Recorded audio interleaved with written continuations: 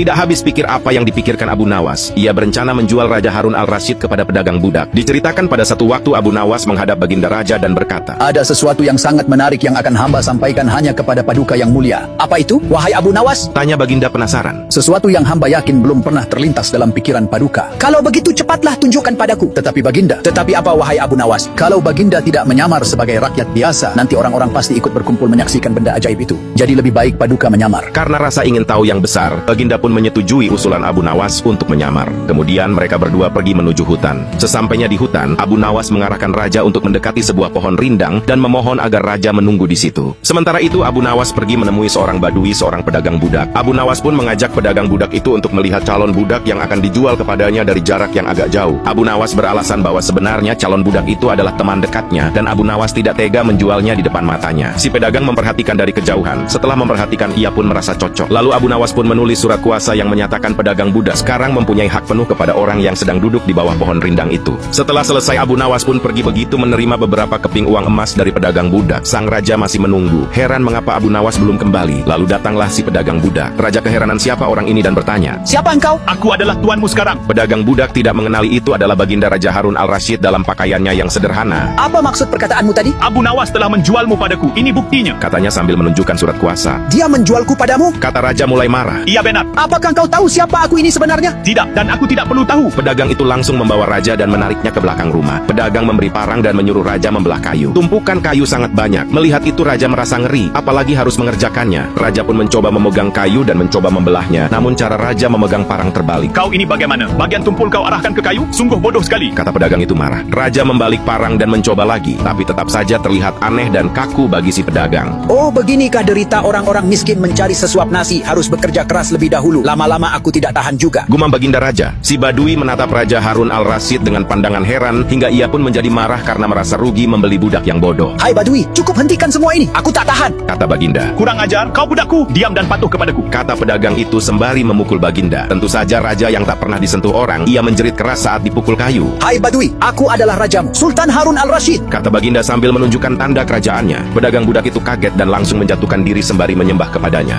Baginda Raja mengampuni pedagang budak itu karena ia memang tidak tahu. Sementara itu Baginda Raja sangat murka kepada Abu Nawas dan ingin segera menghukumnya.